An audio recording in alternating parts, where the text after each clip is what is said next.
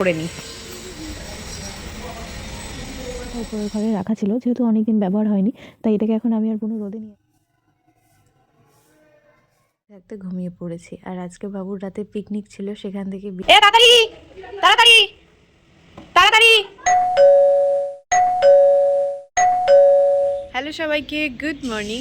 আজ হলো 20শে জানুয়ারি, আজ মঙ্গলবার। এখন ঘড়িতে সময় সকাল 6টা 5। মানে ঘুম থেকে আমি অনেকটা সকালে উঠেছি, আর এত সকালে উঠে পড়েছি। এখন ঘড়ির টাইম দেখে আমার অবাক লাগছে যে আমি এত সকালে উঠেছি। অন্যান্য দিন যখন মা ডাকে আমার ইচ্ছে করে না উঠতে। আজকে আমি উঠে পড়েছি। উঠে ইনফ্যাক্ট স্নানও আমার সারা হয়ে গেছে। ঘরের কাজ মানে সকালবেলা ঘরটা ক্লিন করা সেটাও কমপ্লিট। এখনও ওদের পড়তে আসতে প্রায় 1 থেকে 1.5 ঘন্টা বাকি। তো যেহেতু সকালবেলা স্নান সারা হয়ে গেছে তাই চলে এসেছি মায়ের বাগানে। নিচ থেকে ফুল নেব, পুজোটা আগে সেরে নেব, কারণ এরপর বেলায় আবার পুজো দেওয়ার জন্য স্নান করতে গেলে আমার অনেক কষ্ট হবে। এমনি আমার ঠান্ডায় বেশি কষ্ট হয়। তো চলো ফুলগুলো তুলে নিই। আর আজকের ব্লগটা এখান থেকে শুরু করি। সবাই শেষ অবধি দেখে জানিও তোমাদের কেমন লাগলো।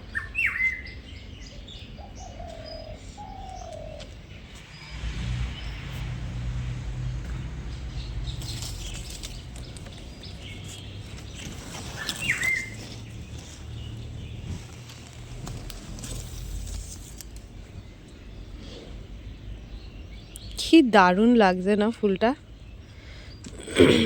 এই ফুল নেব আর তার সাথে কয়েকটা সাদা ফুল নেব, এগুলো দিয়ে এখন পুজো হবে।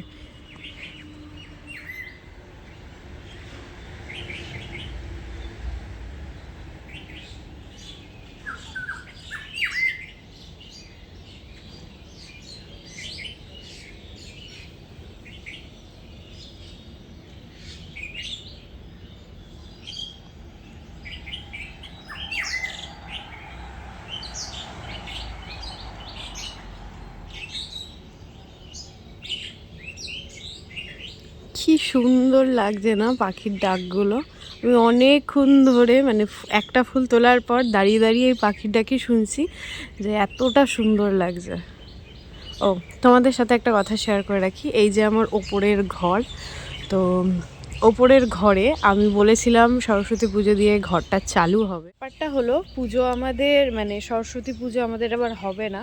কারণ কি, ওই যে দুর্গা পুজোর সময় আমার এক জেঠি মারা গেছে, তার কাল ঔষধ থাকার কারণে আমাদের এবছর পুজোটা হবে না।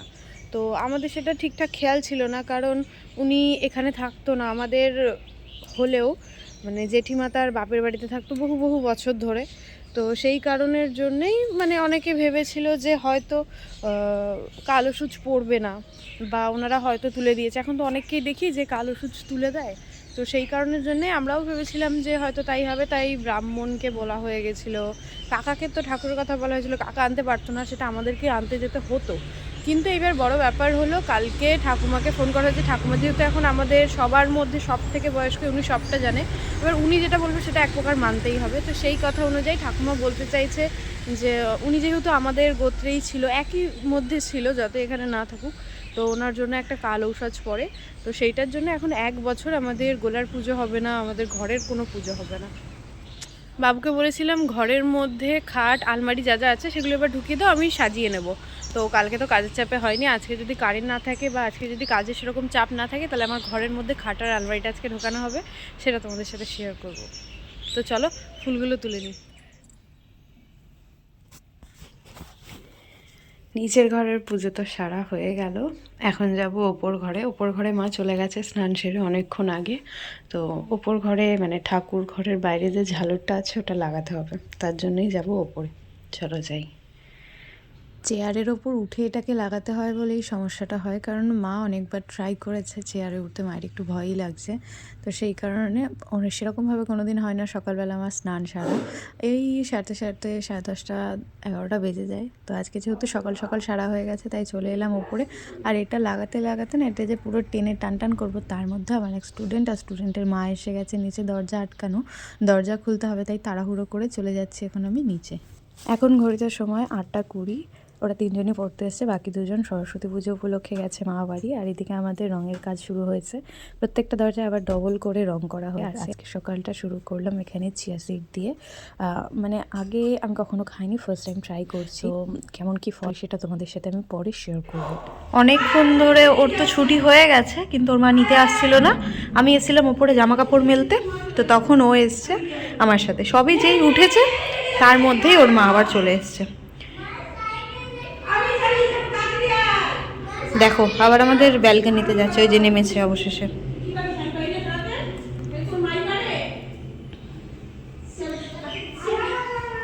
এখন কখন যায়, ওই যে যাচ্ছে। তো এই যে অনেক জামা কাপড় নিয়ে এসছি, ওই সব মেলতে হবে। বুনুকেও নিয়ে এসছি সাথে, ওই যে।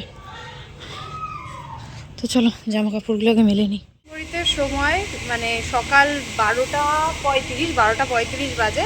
আমি একটু রেডি হয়ে নিয়েছি, ঝটপট যাবো আজকে বাবুর সাথে। এখন আমি কারেন্টের দোকানে। আর দেখো বাইরের দরজাটা রং হয়ে গেছে। এটা এর আগে একবার করেছিল, কিন্তু এটা যেহেতু কোনো ডিজাইন করা হয়নি, কেমন একটা যেন লাগবে, তো সেই কারণের জন্য আবার নতুন করে রং করা হলো। আর এখন আমরা যাচ্ছি কারেন্টের দোকানে। এর আগে যে কারেন্টের মালগুলো আনা হয়েছিল, তাতে কিছু কিছু মাল লাইটে গন্ডগোল হচ্ছে, লাইট খাপে হচ্ছে না, তো সেইগুলো চেঞ্জ করতে হবে, ফ্যান আনতে হবে। তো তার জন্য এখন আমি আর বাবু বেরোচ্ছি। তো চলো ঝটপট যাই।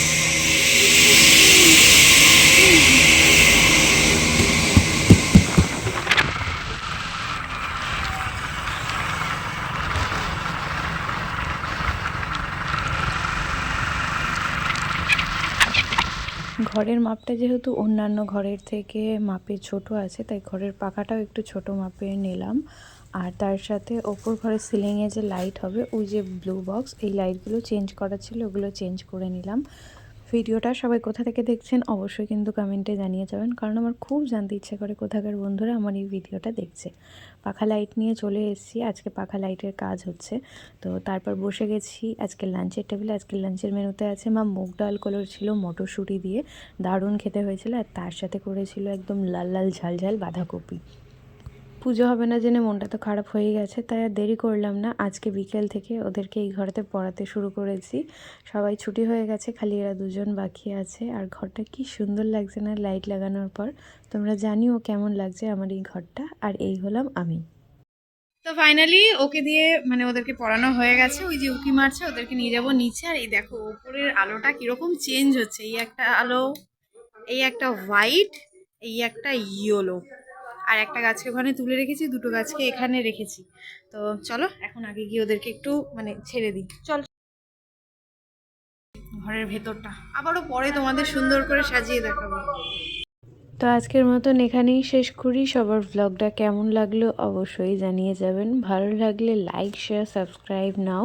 নেক্সট ভিডিও খুব তাড়াতাড়ি দেখা হবে। ততক্ষণ সবাই ভালো থাকবেন, সুস্থ থাকবেন, আমার চ্যানেলের পাশে থাকবেন, সাথে থাকবেন।